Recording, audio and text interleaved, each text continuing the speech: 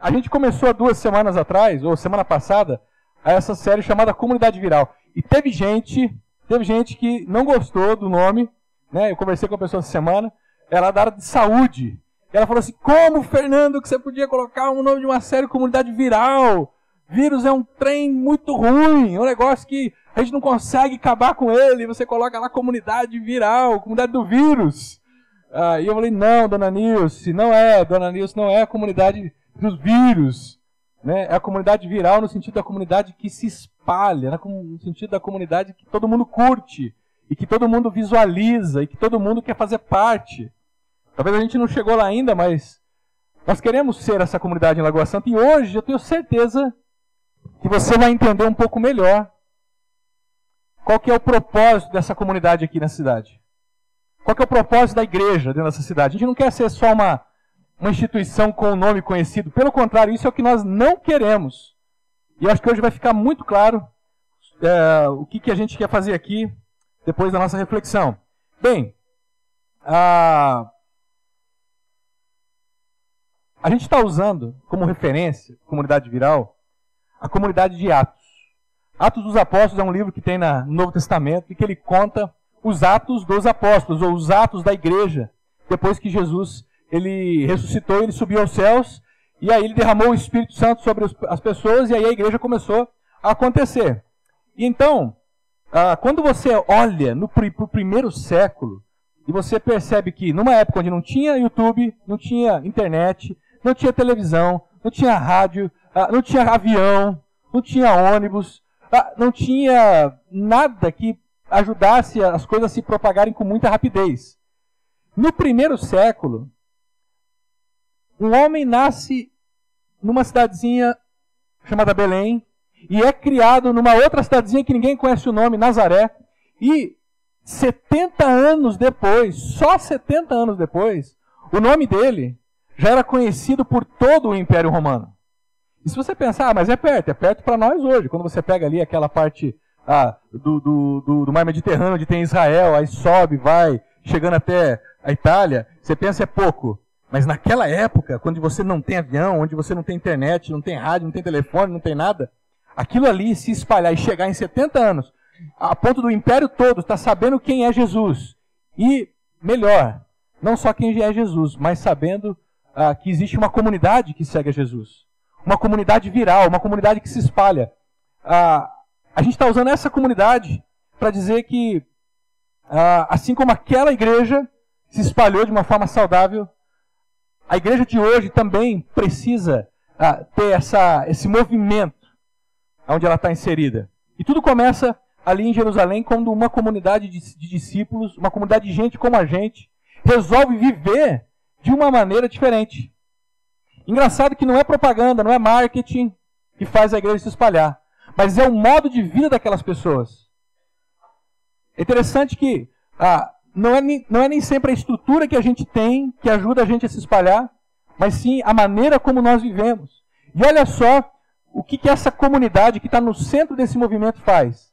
Diz que eles se dedicavam ao ensino dos apóstolos, à comunhão, ao partir do pão e às orações. Todos estavam cheios de temor, e muitas maravilhas e sinais eram feitos pelos apóstolos. Os que criam mantinham-se unidos e tinham tudo em comum, vendendo suas propriedades e bens, distribuíam a cada um conforme a sua necessidade. Todos os dias continuavam a reunir-se no pátio do templo, partiam o pão em casa e juntos participavam das refeições, com alegria e sinceridade de coração, louvando a Deus e tendo a simpatia de todo o povo. O povo gostava. O povo olhava para aquela igreja, eles queriam saber o que acontecia com aquele povo que vivia diferente. E o Senhor lhes acrescentava diariamente os que iam sendo salvos. Essa igreja ela causava um impacto muito positivo na cidade. E a gente viu semana passada quais eram as bases dessa comunidade. Essa comunidade ela vivia aprendendo os ensinos dos apóstolos, eles tinham como centro da sua vida o ensino da palavra, eles tinham comunhão, relacionamentos significativos, genuínos. Não era simplesmente um auditório onde as pessoas entravam e saíam sem se conhecerem. Havia significado nos relacionamentos. Eles oravam. E não como um serviço de atendimento ao crente. Oravam como quem dependia de Deus. Oravam como quem percebiam que, sem esse aspecto na vida da oração, a gente não consegue viver nem para nós mesmos. E eles viviam também o impacto da cruz. Hoje, a gente vai falar sobre qual é a marca de uma comunidade viral. Quando as pessoas de fora olham para uma comunidade viral, o que elas enxergam? Qual que é a marca que diferencia uma comunidade cristã, genuinamente cristã, de qualquer outra organização? E para isso a gente vai usar um texto, que é um texto adendo a esse, é logo em seguida, o capítulo 4. Lucas, quando ele está descrevendo essa comunidade viral, ele está dizendo o seguinte, olha, da multidão, daquele monte de pessoas que creram em Jesus, que creram no Evangelho, uma era a mente e um o coração. Ninguém considerava unicamente a sua coisa alguma que possuísse, mas compartilhavam tudo o que tinham. E com grande poder, os apóstolos continuavam a testemunhar da ressurreição do Senhor Jesus, e grandiosa graça estava sobre todos eles. Não havia pessoas necessitadas entre eles, pois os que possuíam terras ou casas as vendiam, traziam o dinheiro da venda e o colocavam aos pés dos apóstolos, que o distribuíam segundo a necessidade para cada um. A gente tem que tomar um cuidado para a gente não reduzir a mensagem desse texto e não deixar ela simplificada demais, a ponto de a gente achar que a gente tem que fazer as mesmas coisas que aqueles irmãos fizeram. Esse texto aí, ele é um texto conhecido, muito conhecido para aqueles que têm um ideal de comunidade e que imaginam como seria a igreja hoje no ideal. Então eles vão para Atos e veem a postura que esses irmãos tinham. Inclusive eu vejo muita gente inutilmente dizendo o seguinte: vamos resgatar a comunidade de Atos dos Apóstolos nos nossos dias hoje, porque aquela comunidade era perfeita. Aquela comunidade não era perfeita coisa nenhuma. Aquela comunidade era igual a gente, cheia de problemas, cheia de gente complicada, difícil de lidar, e que só a graça de Deus que podia fazer alguma coisa. A gente não pode perder o que Lucas está tentando dizer para a gente de maneira mais profunda nesse texto. Porque senão a gente vai simplesmente sair daqui pensando assim, então para a gente ser uma comunidade cristã, a gente tem que vender as nossas coisas e trazer para os pés dos apóstolos, os pés dos pastores. E a gente pega e bota um montão de dinheiro aqui, ou um montão de cartão aqui com as senhas para a gente poder usar o dinheiro. Eu quero dizer para você o seguinte, eu sinceramente não espero e nem quero que vocês saiam vendendo as suas propriedades, os seus bens e tragam um amontoado de dinheiro aqui. Porque essa não é uma norma bíblica. Isso não é um mandamento bíblico, não é uma ordem. É apenas a descrição de algo que aqueles irmãos fizeram. Foi uma decisão que eles tomaram. E o fato deles terem feito desse jeito não significa que nós temos que fazer. Até porque naquela época tinha uma moda, que estava em voga. Jesus tinha acabado de ressuscitar, ficou 40 dias com o pessoal, subiu aos céus, derramou o Espírito Santo, disse que ia voltar. E sabe o que acontecia? O pessoal cristão pensava assim, Jesus vai voltar daqui 40 dias, 30, 40 dias, ele volta. Então eu não preciso de oficina, eu não preciso da minha padaria, eu não preciso da minha empresa, eu não preciso de guardar poupança, eu não preciso dos meus investimentos que estão preparados para a minha aposentadoria. Por quê? Porque daqui 40 dias, daqui um mês, sei lá, Jesus volta. Então ao invés de ficar trabalhando, ao invés de ficar ganhando dinheiro, sabe o que eu vou fazer? Eu vou ficar em reunião de oração com os irmãos. A gente vai lá para a igreja, a gente fica nos cultos, a gente fica em reunião de oração esperando Jesus voltar. Mas o que aconteceu é o seguinte: além de Jesus não ter voltado, uma crise brava acometeu Jerusalém. E aí o apóstolo Paulo fica sabendo dessa crise e ele liga para os irmãos de Jerusalém e fala assim: vocês que têm dinheiro aí, vocês que têm emprego na igreja, por favor, gente, ajuda quem não tem, que o negócio está difícil. E aí o pessoal fala: mas Paulo, ninguém tem dinheiro, o pessoal deu tudo o dinheiro. Paulo, mas olha, a gente deu, mas e o pessoal que está na poupança? A gente deu tudo, a gente vendeu tudo, a gente não tem mais empresa, a gente não tem mais nada, porque a gente achou que Jesus ia voltar. E Jesus não voltou, e nós estamos aqui agora danados. E aí Paulo fala, então tá bom, vou resolver isso aí. Ele pega e manda um e-mail para todas as igrejas da Ásia, e fala para o pessoal, gente, o pessoal de Jerusalém está numa crise difícil. Juntam dinheiro e manda para aqueles irmãos para que eles possam superar aquela crise. Então, a estratégia que aqueles irmãos usaram, ela foi bonita, mas ela não foi eficaz. O que deixou o pessoal sem grana depois. Agora, eu espero que a gente aqui continue trabalhando muito e continuemos ganhando muito dinheiro. Sabe para quê? Para acudir aqueles que precisam. A história já mostrou para a gente que o que esse texto diz não é a maneira como nós devemos viver, mas a maneira como aqueles irmãos viveram.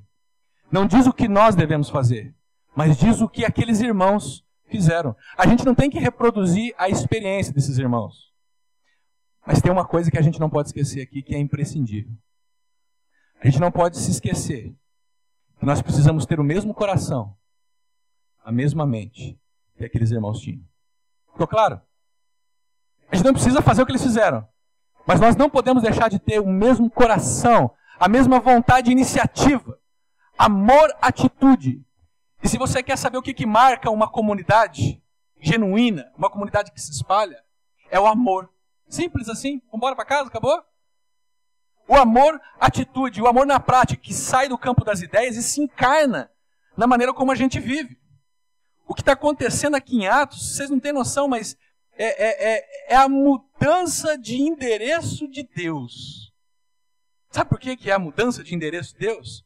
Porque quando um judeu era questionado sobre aonde estava o seu Deus, sabe o que ele respondia? Ele citava o Salmo 115 e falava assim, lá está no seu santo monte, e ele faz o que bem lhe apraz.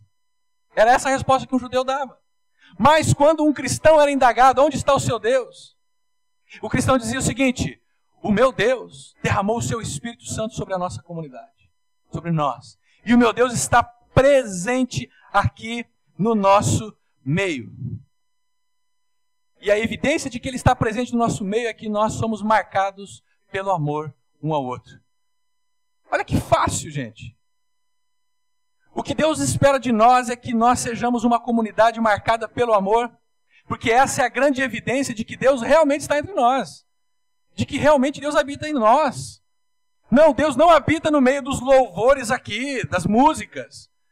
Deus habita no meio de um povo que expressa amor, que o louva, cuidando do próximo. A evidência de que Deus está entre nós não é que nós temos uma boa pregação, uma boa música, um bom grupo de vida, que nós nos reunimos num hotel. A evidência da presença de Deus é que nessa comunidade existe cuidado. Talvez você esteja aí refletindo, será que Deus está no nosso meio? Eu acho que sim. Pergunta se você está nesse meio. Pergunta se você faz parte dessa comunidade. Olha, para a gente entender esse texto, eu vou tentar ser muito breve hoje, gente. Eu vou fazer uma volta assim que vocês não têm noção. Mas para a gente tentar entender esse texto, a gente não pode ficar olhando só para ele, para aquele evento de Atos. A gente precisa voltar um pouco antes, lá em Gênesis, capítulo 11. Porque o que acontece em Atos, dos apóstolos, nesse livro de Atos, é o oposto do que aconteceu em Gênesis 11 na Torre de Babel. Lá dizia o seguinte, no mundo todo havia apenas uma língua, um só modo de falar. Saíram alguns homens do Oriente, encontraram uma planície e ali se fixaram. E disseram uns aos outros, vamos fazer tijolos e queimá-los bem. Usavam tijolos em lugar de pedras e piche em vez de argamassa. E depois disseram, vamos construir uma cidade com uma torre que alcance os céus. E assim o nosso nome será famoso e não seremos espalhados pela face da terra. Lá em Gênesis, no começo de todas as coisas, logo depois que o homem se desconecta de Deus e começa progressivamente a entrar no seu inferno, começa progressivamente a entrar no seu mundo de pecado e de distanciamento de Deus, a iniciativa que surge agora, a moda é o seguinte, vamos afirmar o nosso nome, nós vamos ser os caras, nós vamos tornar o nosso nome famoso e ninguém vai nos resistir. E aí o que diz?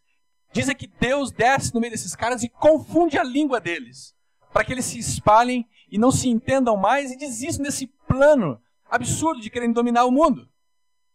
E sabe o que eu acho que acontece quando a gente fica preso dentro dos nossos próprios egoísmos, da nossa própria prepotência? É que a gente fala e a gente não é mais entendido.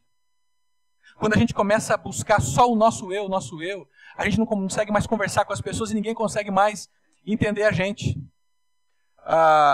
Quando a gente não se entende mais, sabe no que a gente se torna?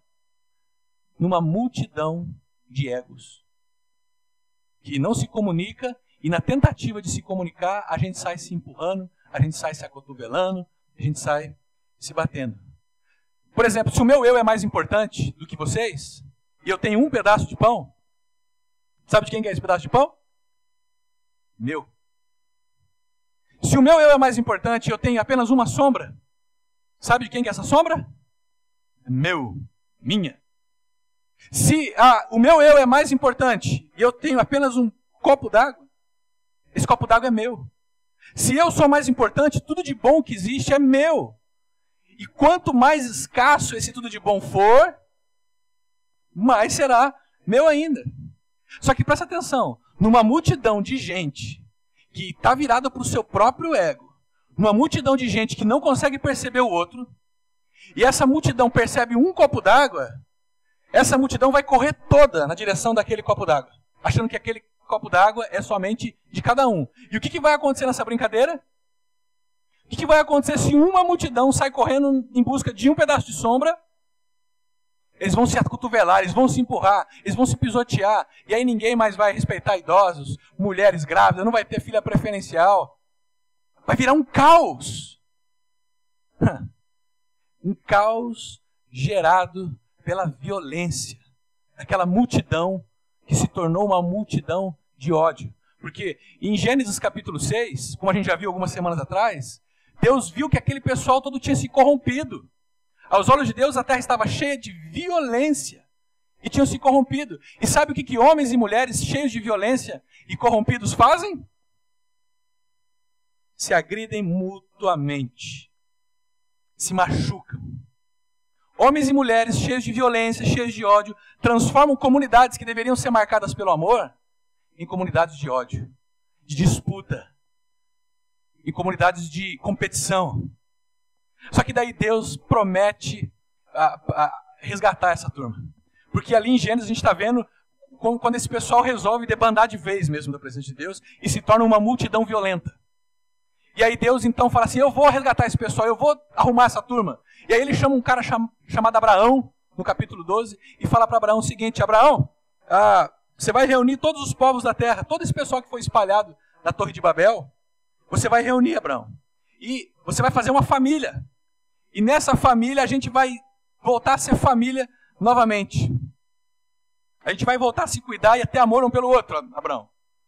E você sabe aonde é que se cumpre essa promessa de Deus para Abraão? Dizendo que ele seria o pai de uma grande nação. Atos capítulo 2. Se você ler um pouquinho antes do trecho que a gente leu, vocês que conhecem um pouco mais da história bíblica, vocês vão lembrar que os apóstolos estavam fazendo o quê? Orando. E de repente Deus derrama sobre eles o Espírito Santo. E eles começam a falar em línguas. Mas não aquelas línguas que a gente não entende nada. E nem o cara que está orando entende também. Outro dia o apóstolo disse lá no Ratinho, ele estava falando, mas como é que é orar em línguas aí? Você fala umas palavras aí, mas você não entende. Eu não entendo, mas Deus entende. Peraí, tem um negócio muito louco nesse negócio aí. Parada muito estranha aí. As línguas que esses caras falavam eram idiomas. Porque lá diz o seguinte, judeus que moravam em outros países e falavam outras línguas estavam em Jerusalém para comemorar a festa de Pentecostes. E naquele momento Deus derrama o Espírito e judeus que não falavam a linguagem dos sírios, dos egípcios, tem lá as nações que são descritas no capítulo 2, eles começam a falar e quem é dessas nações começa a entender. Olha que interessante, em Babel o pessoal falava diferente e ninguém entendia nada. Agora em Pentecoste o pessoal fala diferente e todo mundo consegue entender tudo. Sabe por quê? Porque o Espírito Santo é derramado sobre eles. E de maneira genuína eles começam a se comunicar novamente. E aí, quando isso acontece, aquela multidão que era marcada pela violência, pelo ódio, pelo distanciamento, pelo não amor ao próximo, se torna uma multidão que orava juntos. Uma multidão que partia o pão juntos, que fazia as refeições juntos.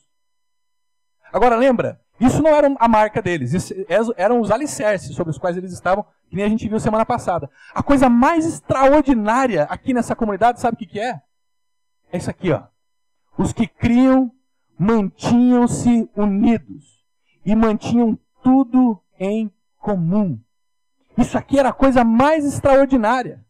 Olha, era isso aqui, ó, da multidão dos que creram, uma era a mente e o coração, eles não eram mais várias mentes e vários corações. Eram uma mente e um coração. Ninguém considerava unicamente uma coisa sua que possuísse.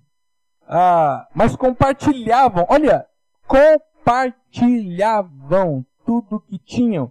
E com grande poder os apóstolos continuavam a testemunhar da ressurreição de Jesus, porque é essa notícia da ressurreição de Jesus que faz a gente se tornar uma comunidade diferente. Não havia pessoas necessitadas entre eles, pois os que possuíam terras ou casas vendiam e traziam o dinheiro da venda e colocavam aos pés dos apóstolos e distribuíam cada um segundo a sua necessidade. Gente, a maneira como eles fizeram esse partilhar é questionável, mas o espírito, a intenção com que eles fizeram isso, é o que a gente tem que aproveitar. Nós éramos uma multidão violenta, egoísta, que se empurrava. Sem conhecer Jesus, a gente só queria saber do nosso, do meu. Mas quando o Espírito Santo é derramado sobre nós, a gente passa a deixar de dizer meu e passa a dizer nosso. Essa sempre foi a oração de Jesus. No capítulo 17, ele está orando e ele está dizendo, minha oração não é apenas por eles, Pai. Eles quem? Os discípulos. Eu rogo também por aqueles que crerão em mim. Está falando de nós. Por meio da mensagem dos apóstolos, para que todos sejam um. Pai, como tu estás em mim e eu em ti. E que eles também estejam em nós, para que o mundo creia que tu me enviaste. Gente, quando a gente se rende a Jesus e se converte, a nossa conversão não é uma conversão a Deus somente. Vocês já pararam para perceber isso? A nossa conversão é uma conversão ao nosso próximo também. Engraçado, ontem eu li um negócio diabólico que um pastor aí publicou. Quem traiu os irmãos de José, quem traiu José foram os seus irmãos. Quem matou Abel foi o seu irmão. Quem ficou chateado quando o filho pródigo voltou foi o seu irmão. Então, meu irmão, o negócio seu não é com seus irmãos, é com o pai. Diabólico isso. A espiritualidade cristã não é você e Deus apenas. A espiritualidade cristã é você e Deus e todos os seus irmãos. E todo mundo. Não tem como a gente chegar na presença de Deus sozinho. Não tem como. Olha, João insistia na sua carta dizendo, se alguém afirmar eu amo a Deus, mas odiar o seu irmão, é mentiroso. Pois quem não ama o seu irmão a quem vê, como é que vai amar a Deus a quem não vê? Sabe quem é que a gente tem que defender? É o nosso próximo. Não é Deus que nós temos que sair defendendo. Sabe por quê? Porque Deus se defende. E Deus sabe se defender, inclusive, com compaixão. Contra aqueles que tentam manchar a sua reputação. Mas o que deve nos machucar não é quando alguém ofende a nossa fé. Deixa isso com Deus, irmão. Para de discutir isso. O que tem que nos machucar é quando o nosso irmão é ofendido. É quando pessoas do nosso lado são feridas. É isso que tem que nos causar essa indignação. É o crime organizado. É a violência urbana. É os conflitos familiares. É a falta de perdão. É isso que deveria nos machucar e nos fazer ficar sentidos. Um pouco antes do nosso texto, Pedro prega sobre Jesus e aí alguns judeus arrependidos chegam e falam, Pedro, o que a gente faz? Aí Pedro responde para eles assim, vocês querem saber como é que vocês fazem para tornarem-se novamente uma multidão de amor? Arrependam-se, mudem a visão de vocês e cada um de vocês seja batizado em nome de Jesus Cristo para perdão dos seus pecados e vocês receberão o presente, o dom do Espírito. Ou seja, se arrependam e vocês vão se batizar e quando vocês se batizarem, Deus vai derramar sobre vocês, Ele mesmo. O Espírito Santo vai ser derramado sobre vocês. E quando o Espírito é derramado sobre nós, gente, a gente se torna uma comunidade de amor. Uma comunidade que não é mais violência. E o amor na prática é a marca de uma comunidade genuinamente cristã. Não a violência, não o ódio, não o egoísmo, não a falta de perdão. Por isso que Gálatas, capítulo 5, Paulo vai dizer que o fruto do Espírito é paz, amor, alegria, mansidão, benignidade, longanimidade, domínio próprio. Ah, mas ainda estou buscando o Espírito Santo ainda. Eu vou no culto toda terça-feira para buscar o Espírito Santo. Deixa eu falar, meu querido. Você não busca o Espírito Santo, não. Eu sei que vocês gostam. Tem gente que gosta desse negócio. O Espírito Santo, ele não é buscado. Ele é derramado. É Deus que derrama o Espírito Santo na minha e na sua vida. Sabe quando? Quando nós nos rendemos a Jesus. É o que Pedro falou. Cada um de vocês seja batizado em nome de Jesus e recebam o Espírito Santo sobre a vida de vocês. Sabe, esse negócio do amor na prática é algo muito, muito forte na pessoa de Jesus. Lembra aquela história que Jesus multiplica 5 pães e 2 peixinhos? Uma multidão de 5.000? Sabe o que Jesus está dizendo ali? Ele está pegando aqueles 5 pães e está dizendo assim, ó gente, nós estamos numa multidão. Os discípulos dele queriam fazer o que com a multidão? Mandar a multidão embora, porque já estava tarde. Ou seja, vamos pegar esse pão, esses peixes aqui, é nosso. E com certeza, na hora que ficasse só eles ali, um ia querer tirar um lasco maior do pão. E Jesus fala para ele o seguinte, não, nós vamos dar de comida para essa multidão. Eu não sei como é que esses 5 pães e 2 peixes vão alimentar todo mundo.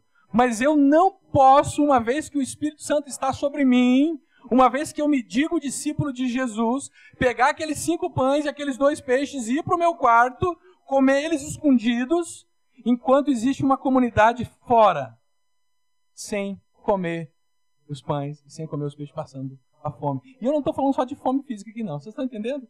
Não dá para eu falar, é meu, é só meu, enquanto tem gente querendo. Quando o Espírito Santo está derramado sobre mim, o que é meu é nosso. Você, para mim, é problema seu. Não é isso que a gente diz? Né? Ema, cada um com os seus problemas. Para uma multidão que é violenta, que é egoísta, gente, se tornar uma comunidade de amor é um passo que nós damos de arrependimento. Olha o que Jesus disse para João. O que Jesus diz de João para os discípulos.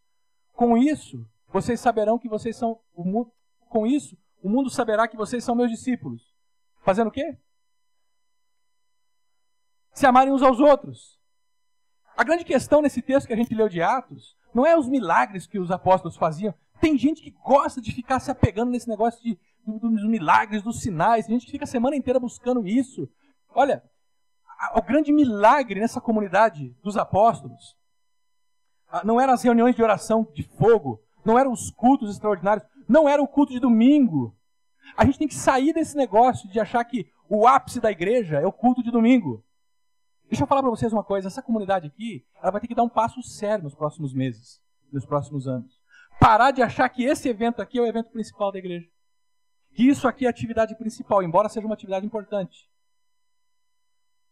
Mas a igreja não vive aqui. Isso aqui é só um QG. É só um lugar para alimento, para comunhão.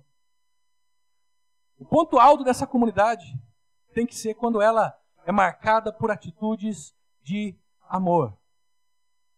O grande milagre naquela comunidade de Atos não é que os apóstolos faziam sinais, mas o grande milagre foi que aquela comunidade passou a partilhar. Deixou de ser uma comunidade violenta, egoísta, para ser uma multidão que vive em comunidade. E não uma multidão que se atrapalha, que se esbarra, que chuta. Mas uma multidão que consegue viver como uma família, cuidando uns dos outros. Então, qual que é a marca de uma comunidade que se espalha e que se diz família de Deus? Passou da hora da gente começar a viver isso nessa comunidade. E para a gente começar bem isso, uma pergunta que a gente precisa fazer e que precisa ser feita o tempo todo dentro da nossa igreja é essa.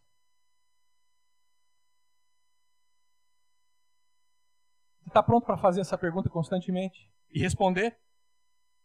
Ou ser a resposta dessa pergunta? Porque é assim que nós vamos caminhar. Essa é uma comunidade viral que se espalha, marcada pelo amor. E olha, a necessidade vai além de material, tá, gente? Me parece óbvio que na oração do Pai Nosso, Jesus fala que Deus nos perdoa conforme a gente perdoa os irmãos, né? Lembra? Perdoa as nossas dívidas assim como nós perdoamos os nossos devedores. Engraçado que às vezes a gente chega diante da presença de Deus, Deus pergunta assim, cadê seu irmão? Aí a gente, que nem Caim, fala assim, acaso eu sou tutor do meu irmão? E Deus responde assim para você, é sim. Porque ninguém entra na presença de Deus sozinho. Para com essa maluquice de achar que você e Deus são íntimos. Só você e Ele. Para de achar que você não precisa de outros. Que você pode viver sozinho. E eu vivo a minha espiritualidade aqui sozinho. Eu não preciso de comunidade, eu não preciso de igreja. Isso é mentira do diabo. Relação com Deus é coletiva. Relação com Deus é em comunidade. Porque nós não somos mais uma comunidade de gente egoísta. Nós não somos mais uma multidão violenta. Pelo contrário, nós passamos a ser uma comunidade que partilha. Uma multidão que foi convertida ao seu próximo também. Se o Espírito Santo de Deus foi derramado no nosso meio, isso tem que começar a acontecer aqui. Se não, é sinal que ou o Espírito Santo não foi derramado sobre nós, ou você não entendeu nada ainda. E sabe, o grande milagre da ressurreição de Cristo na nossa vida é justamente quando a gente nasce naquele estado perdido e morto, onde a gente só pensava em nós mesmos. E agora a gente passa a enxergar o outro. Então, algumas coisas só para você revisar. Você não vive sozinho a espiritualidade cristã. A evidência de que o Espírito Santo está na sua vida não é se você fala em línguas, não é se você fala alto, se você tem visões, se você tem experiências sobrenaturais, ou se Deus te dá dinheiro quando você está duro. A evidência do Espírito Santo na sua vida é quando você passa a se derramar para o outro. É quando você começa a cuidar do outro. É quando você, da dependência de Deus, começa a cuidar do outro e a ter atitudes de amor para com o outro. Dentro da sua casa, começando com seus familiares e se espalhando para fora dela. Essa é a grande evidência de uma comunidade cheia do Espírito Santo. Essa é uma grande evidência de avivamento. Avivamento é isso. Quando pessoas partilham as suas coisas. Se elas vão vender tudo e vão trazer o dinheiro, é uma coisa. Existe várias formas da gente fazer isso. Mas nós não podemos deixar de partilhar uns com os outros. E o meu desejo, gente, é que Deus faça de nós essa comunidade. Numa cidade marcada por uma espiritualidade consumista, utilitarista. Se nós queremos ser uma comunidade viral nessa cidade, nós precisamos começar a ser marcados pelo amor de Deus. Deixa eu mostrar um vídeo para vocês de pessoas que foram altamente marcadas pelo amor e o cuidado de Deus nessa comunidade. Bom dia! Bom dia e também boa noite. Aqui é o Elton e a Bruna e a gente vai contar rapidinho sobre a experiência que a gente passou de cuidado, né, de cuidar e de ser cuidado, né, pela comunidade. E tudo começou logo que a gente conheceu a comunidade, que a gente chegou em Lagoa Santa, né? A gente estava passando por um momento de perda, a gente tinha perdido o João, né, no parto. E quando a gente chegou aí, a gente conheceu a Esther e o Fernando, eles também estavam passando por uma perda. E foi um momento em que a gente se sentiu muito cuidado, né? Abraçado. E quando a gente teve a gravidez do Jonas, ela foi uma gravidez assim, que foi, desde o primeiro momento, ela foi comemorada junto com a comunidade e foi muito bacana, né? E foi uma gravidez que foi difícil, né? Porque logo com 3 meses, mais ou menos, o ultrassom ele apontou a mesma coisa que teve na outra gravidez. E já foi um momento de muita apreensão, mas a comunidade sempre cuidando da gente, abraçando a gente. E aí depois que veio o parto, a gente teve 2 meses bem pesados, que foi no CTI, né? Depois teve um período um pouco mais tranquilo e nos últimos 3 meses logo depois que Jonas foi apresentado, né, foi um período também muito mais difícil, em que a situação começou a complicar até chegar no momento em que o Jonas partiu, né, deixou a gente. E nesse período, esse 1 ano e 3 meses que ele ficou com a gente, foi um período de cuidado o tempo todo. A gente tá junto com ele o tempo todo. Eu, graças a Deus, eu tive a condição de não trabalhar e de poder ficar em casa, né, cuidando dele, cuidando da Bruna também. Ficar integralmente com ele. Nesse tempo a gente não pôde ir na igreja, a gente sentiu muita falta, a gente ficou praticamente sem estar presente, né, assim, fisicamente. Mas a gente pôde sentir que ainda era parte da comunidade e assim, cada visita, cada mensagem, e é bom, assim, todo mundo que a gente conversava estava sabendo torcendo, de tudo, torcendo, era muito bom. E às vezes a gente não tem força para orar, às vezes a gente vai orar e sente que é só palavra, mas aí quando recebeu uma mensagem falando que está orando, que a comunidade está junto, a gente se sentia mais fortalecido e que tinha gente cuidando. E acho que e cada uma das visitas, né, que foram feitas lá no hospital, a gente ainda vê as fotos com o Jay com ele no colo, o Jay com o Jonas, o Fernando, o Len, e são fotos que emocionam muito a gente, né? Jonas brincando, aquele sorriso lindo no colo do pessoal que estava cuidando, o Josiel também esteve lá. Quando a gente foi na comunidade, logo depois eu recebi um abraço que foi muito bom do Rogério. Então, assim, significou demais pra gente, marcou muito a gente isso. E o Fernando perguntou pra gente uma coisa, que foi o que a comunidade significou pra gente nesse período, né? A gente ficou pensando aqui o que a gente falava, o que a gente pensava, a gente pensou em apoio, a gente pensou em... Qual foi a outra? Apoio e descanso, mas eu acho que a palavra que mais representa o que a comunidade significa pra gente é abraço. E é isso, estamos juntos aí. É a nossa casa também. É a nossa casa também.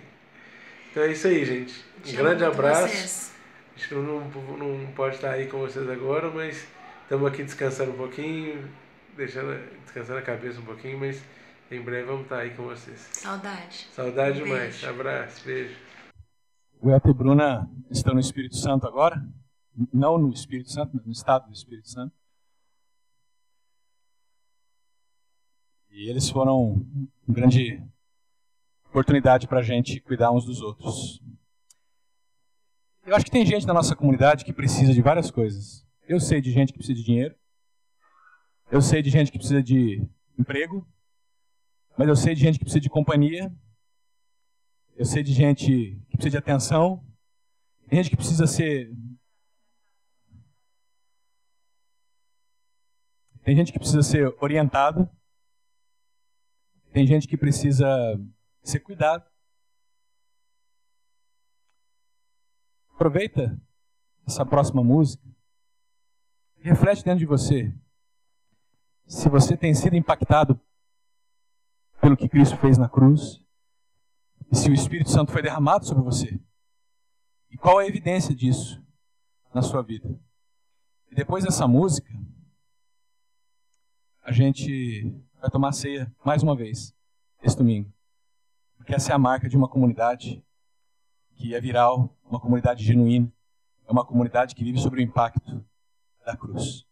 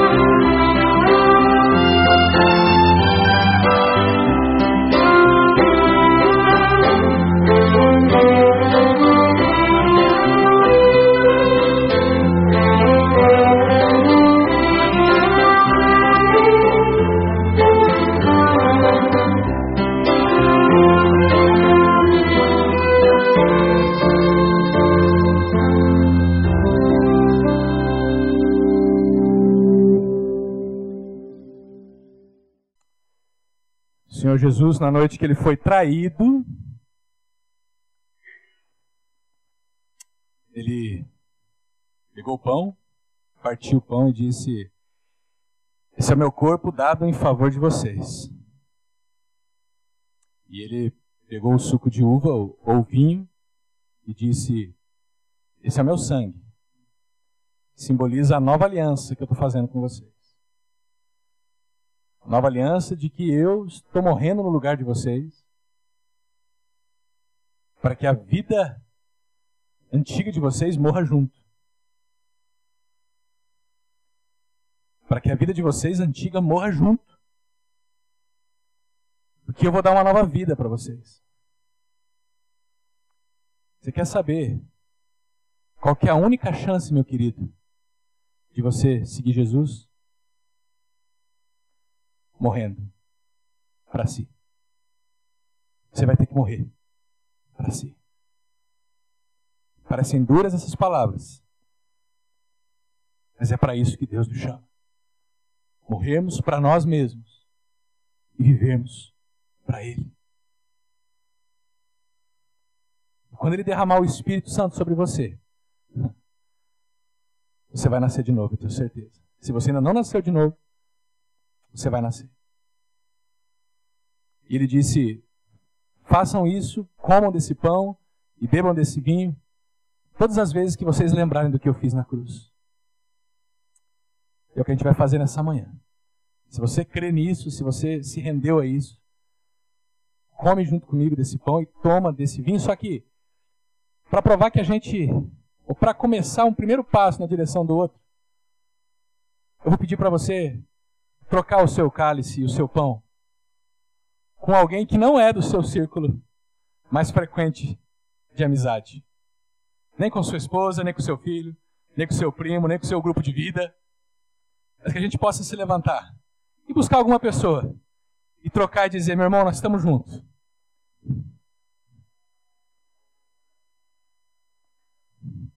Vamos comer junto pão? William?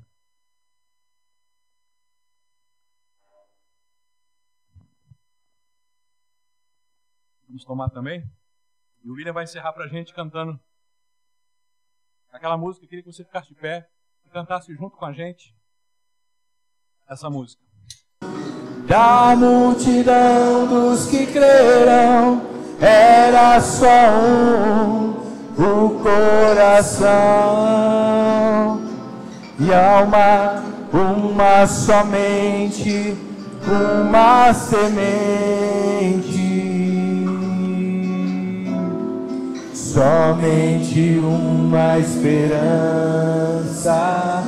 brotando dentro da gente. Nosso era o pão cada dia, nosso era o vinho, santa folia.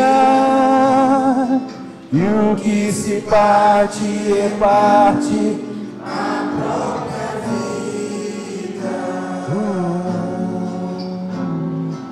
Galho ligado à barreira, vida em comum verdadeira.